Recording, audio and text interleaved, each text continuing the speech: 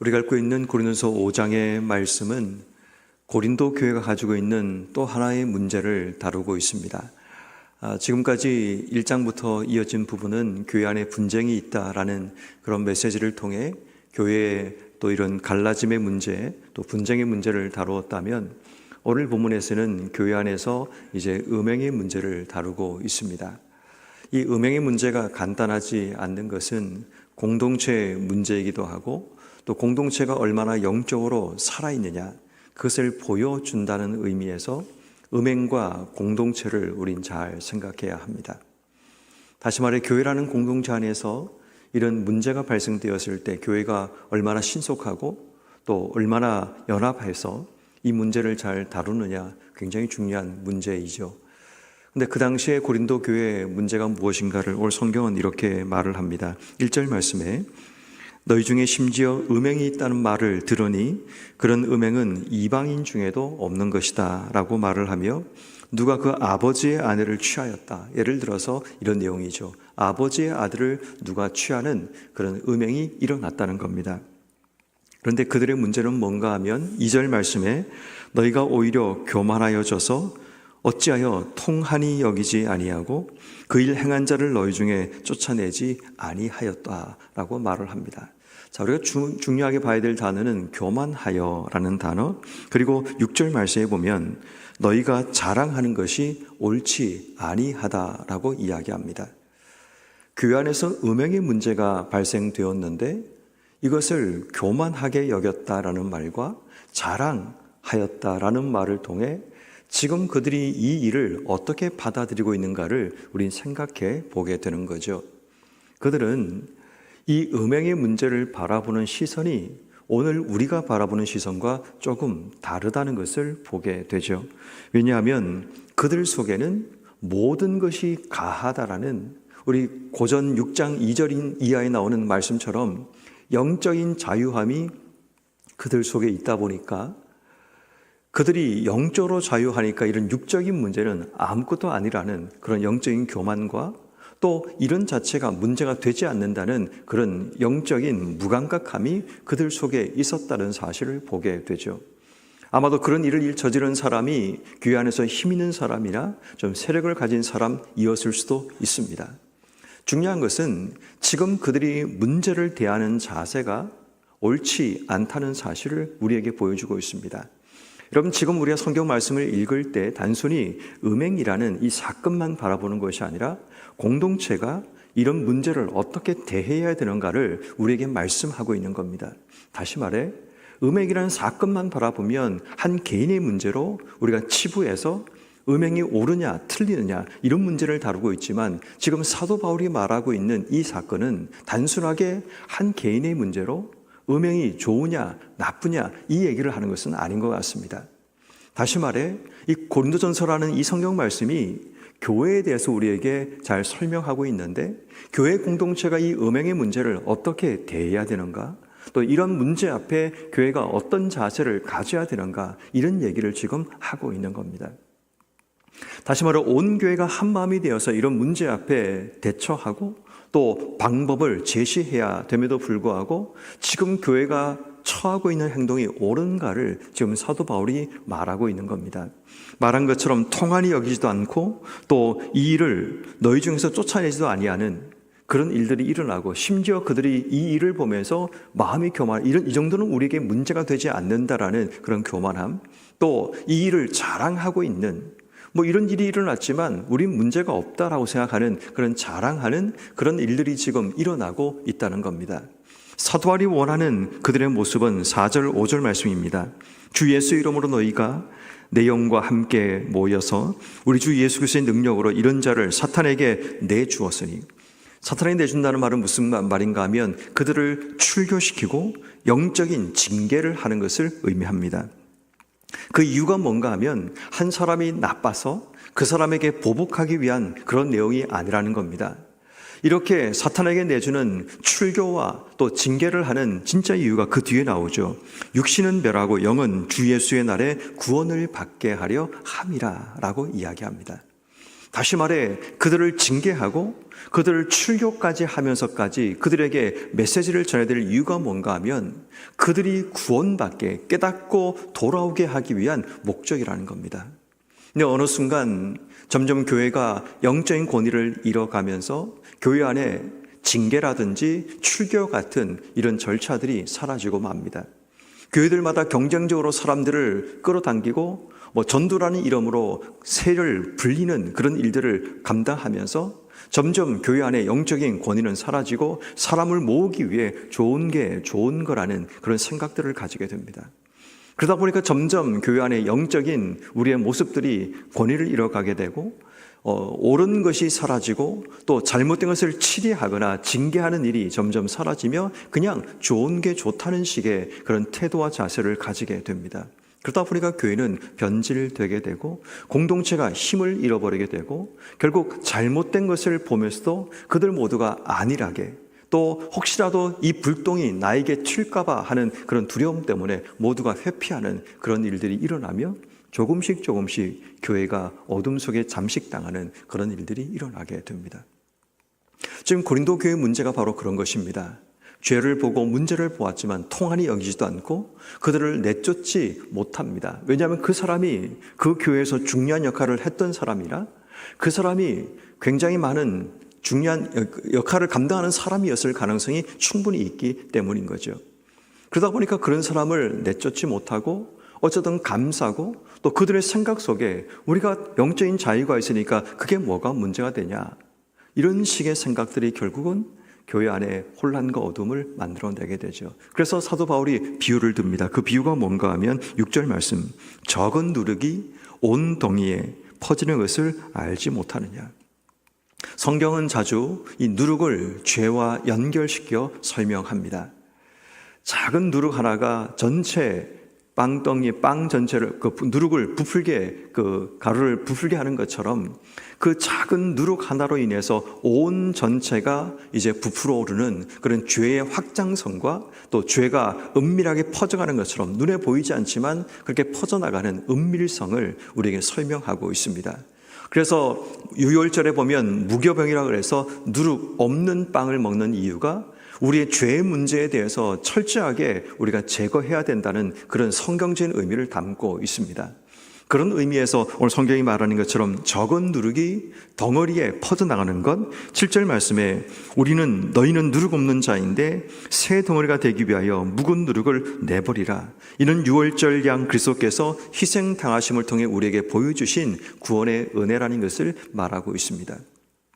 누룩 없는 자로 이 땅의 삶을 살아가야 될 우리가 지금 내 속에 누룩이 점점 퍼져나가고 있는데 그게 작은 거라고 또 그게 문제가 되지 않는다고 보이지 않는 거라고 우리가 방치하고 방관하다가 결국 온 덩어리에 누룩이 퍼져 부풀어 오르는 그런 죄의 확장성이 일어나는 것을 우리가 경험하게 된다라는 이야기를 하고 있는 겁니다.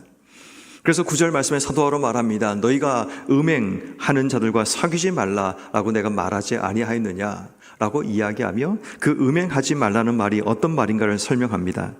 이 세상에 음행하는 자들이나 탐하는 자들이나 속여 빼앗는 자들이나 우상 숭배하는 자들, 이런 자들이 여기서 말하는 음행하는 자들을 의미합니다. 자, 그런데 이런 자들과 사귀지 말라고 얘기하면 너희가 세상 밖으로 나가야 되지 않느냐라는 이야기도 합니다. 왜냐하면 세상 그렇게 음행하는 자들로 가득 차 있다는 사실을 지금 사도 바울이 말하고 있습니다. 그러면서 그가 지금 말하는 내용이 어떤 얘기인가 하면 교회 안에 있는 음행하는 자라는 것을 분명하게 꼭 집어서 말을 합니다. 12절 말씀에 밖에 있는 사람들을 판단하는 것이야 내가 무슨 상관이 있으려마는 교회 안에 있는 사람들이야 너희가 판단하지 아니하랴. 밖에 있는 사람은 하나님이 심판하려니와 악한 사람들은 너희 중에서 내쫓아라. 다시 말해 교회 안에 공동체 안에서 이런 음행하는 자들의 문제는 너희들이 처리해야 될 문제이다. 너희가 하나님 앞에서 판단해야 될 문제라는 것을 분명하게 알려주고 있습니다. 교회 밖에 어지러운 것은 하나님이 징벌하시고 하나님께서 그들에 대해서 심판하시겠지만 교회 안의 문제를 너희가 방치하는 것은 너희들의 영적인 문제라는 것을 지금 이야기하고 있는 겁니다. 저는 성도 여러분, 이 음행의 문제가 물론 한 개인의 문제일 수 있습니다.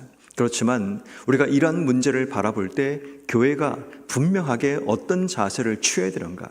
다시 말해 이 음행의 문제가 한 개인의 도덕적인 이탈로 보는 것이 아니라 지금 제가 말씀드린 것처럼 사도 바울이 말하는 음행하지 말라는 이야기가 10절 말씀처럼 탐하는 자들, 속여 빼앗는 자들, 그리고 우상 숭배하는 자들, 이러한 모든 것이 다 음행의 죄로 연결된다면 지금 우리 안에 일어나고 있는 이런 음행과 같은 수많은 죄의 문제들을 우리가 안일함과 나태함으로 방치하고 있지 않는가를 돌아봐야 합니다. 우리 공동체는 지금 죄에 대해서 얼마나 거룩하게 우리의 죄의 문제를 대하고 있는지, 또 죄의 문제를 심각하게 바라보고 있는지, 마치 작은 누룩 하나처럼 사소하고 보이지 않는 문제이기 때문에 우리가 무시하고 지나가고 있는 그런 우리의 모습은 아닌가를 돌아보며 오늘 하루 우리는 우리의 삶에 다가오는 이런 음행의 문제와 우리의 공동체 문제를 돌아보며 몇 가지 결단이 우리에게 필요합니다. 첫 번째는 우리의 공동체가 영적인 안일함과 무감각함의 문제에 빠지지 않기 위해서 기도해야 됩니다. 늘 교회 안에는 수많은 죄의 공격이 우리 앞에 찾아올 수 있습니다. 보이지 않는 수많은 죄의 공격이 찾아올 수 있습니다. 어쩌면 이것은 이단과 같이 우리 속에 들어와서 점점 퍼뜨리는 그런 세력들처럼 우리 안에 죄와 이단과 같은 그런 수많은 문제가 우리 속에 찾아올 수 있는데, 문제는 교회가 영적으로 끼어 있느냐 그렇지 않느냐의 문제라는 겁니다. 그러므로 우리가 오늘 이 새벽에 기도할 때 우리 교회가 영적으로 무감각하고 나태하게 서지 않기 위해서 기도해야 됩니다. 영적으로 끼어서 어떤 세상적인 도전이 우리 속에 들어올 때 그것을 판단할 수 있는 영적인 지혜가 우리 속에 있기를 기도해야 됩니다. 나태하고 안일하게 이 정도야 아무 문제가 없다라고 생각하지 않고 늘 교회가 끼어서 모든 일에 하나님 뜻을 묻고 하나님의 지혜를 찾아가는 우리의 모습이 되어서 앞으로 우리가 맞이할 수많은 문제들이 있습니다. 점점 세상은 타락해가고 점점 세상은 음행 가운데 살아가게 될 때 그 음행의 문제가 교회 안에 들어오지 않는다는 보장이 없습니다. 사소하고 작아 보이지만 그런 작은 음행의 문제가 우리 깊숙이 들어와서 우리의 삶을 점점 갉아먹어가는 그런 일들이 일어날 수 있다면 우리가 영적으로 깨어 있어서 그런 영적인 문제들, 죄의 문제들 우리가 해결할 수 있는 영적인 지혜를, 영적인 또 경각심이 우리 속에 일어나기를 기도하는 것, 오늘 우리가 해야 될 첫 번째 기도 제목입니다. 두 번째는 오늘 사도 바울이 우리에게 말하고 있는 것처럼 4절과 5절 말씀처럼 주 예수의 이름으로 또 하나님의 영과 주의 능력으로 우리의 삶이 결단하기 위해서 기도해야 됩니다. 우리 교회 안에 여러 가지 많은 문제가 일어날 수 있을 때 교회가 깨어서 믿음으로 결단할 수 있는, 사람의 눈치 보지 않고 하나님을 두려워하며 결단할 수 있는 교회가 되기 위해서 기도해야 됩니다. 세상에 많은 교회가 있는데 하나님의 일을 감당하기 위해서는 믿음으로 결단할 수 있는 교회를 하나님이 사용하시고 역사할 수 있습니다. 죄의 문제를 가볍게 여기지 않고 무겁게 여기고 이 문제를 우리가 심각하게 바라보며 하나님 안에서 이 문제를 철저하게 결단해낼 수 있는 그런 우리의 교회가 될 수 있을 때 주 예수의 이름과 주 예수의 능력, 이것만 붙들고 나가는 교회여야 되는 거죠. 세상의 다른 생각들과 혹시 이것 때문에 일어날 수 있는 다른 것 계산하지 말고 주의 이름이, 주의 능력이 우리 안에 역사될 수 있는가, 그거 하나만 바라보고 우리가 기도하며 주의 뜻을 묻는 그런 교회가 되는 것 필요합니다. 세상적인 이해타산, 또 연결되어 있는 수많은 것들 다 끊어버리고 하나님께서 우리 공동체에 무엇을 말씀하는가를 늘 깨달아 기도하며 준비하여서 늘 우리가 이러한 믿음의 결단들이 늘 일어나는 복된 교회가 되기를 기도해야 합니다. 마지막 세 번째는 묵은 누룩과 같이 점점 퍼져나가는 그러한 것들을 잘라내고 제거하며 오늘 성경이 우리에게 말하고 있는 중요한 8절, 누룩 없이 오직 순전함과 진실함의 떡으로 하자라고 얘기합니다. 순전함과 진실함의 떡이라는 것은, 순전함이라는 것은 하나님 앞에 투명한 상태를 의미합니다. 겉과 속이 다른 상태가 아니라 같은 모습을 의미합니다. 빛을 비추어 보았을 때 티가 보이지 않는 바로 그 상태가 여기서 말하는 순전함의 상태입니다. 진실함의 상태라는 것은 우리 속에 거짓이 없는 상태, 또 이 진실함이라는 얘기는 진리를 따라가는 상태를 의미합니다. 그러므로 우리가 누룩과 같은 이런 죄들이 우리 안에 퍼져나가지 않도록 늘 우리의 삶을 진실함과 순전함의 떡을 취하는, 누룩 없는 빵을 취하는 교회의 모습을 가져야 합니다. 늘 하나님 앞에 깨끗하고 거룩하게 우리 교회가 서기 위해, 늘 하나님 말씀 앞에 우리의 삶이 신실하게 세워지기 위해 기도하여서 교회가 깨끗하고 투명하게, 또 하나님 보시기에 부끄럽지 않는 그런 모습으로 세워지기 위해 우리는 우리의 공동체를 위해 기도해야 됩니다. 이런 음행의 문제, 죄의 문제는 어느 순간 우리도 모르는 사이에 우리 안에 함께 자리 잡는 일들이 꽤 많이 있습니다. 그래서 모든 교회 지도자들은 함께 깨어서 기도해야 되고, 모든 성도들이 영적인 도전을 우리가 민감하게 반응하고 깨달아서 그런 것들이 우리 안에 발붙이지 못하게 막아설 수 있는 그런 결단들이 우리 속에 일어나야 됩니다. 그런데 여러분, 이게 사소해 보이지만 한번 자리 잡기 시작하면 그때부터는 방법이 없습니다. 여러분, 창가에 비둘기가 집을 치는 거 본 적이 있으십니까? 예전에 제가 있던 교회에도 우리 2층 창문 쪽에 비둘기가 집을 칩니다. 처음에는 이제 쫓았는데 이제 어느 순간 겨울에 춥고 그런 시기에 방치하는 순간 완전히 자기 집을 만들어 놓습니다. 완전히 그 베란다 쪽에다가 우리 그 에어컨 실외기 있는 그쪽에다가 자기 집을 지어서 완전히 몇 마리의 비둘기가 똥을 싸고 또 거기에 집을 짓고 완전히 엉망을 만들어 버리는 그런 일들이 일어납니다. 제거해도 또다시 옵니다. 그래서 결국은 그게 앉지 못하게 비탈 같은 거, 뼈조한 것들을 만들어 놓았더니 그제서야 비둘기가 집을 지지 못하고 떠나는 그런 일들이 일어납니다. 다시 말해, 우리가 경계하지 않으면 어느 순간 우리의 삶의 곳곳에 보이지 않는 것들이 자리 잡고 잊지 말아야 될 것들이 있는 일들이 반드시 일어나게 됩니다. 그러므로 여러분, 교회가 각성하고 경각심을 가지고 늘 깨어서 우리의 공동체가 세상적인 어둠에 잠식당하지 않도록 늘 밝은 빛으로 늘 비추면서 기도로 깨어나가는 우리 모두가 되기를 주의 이름으로 축원합니다.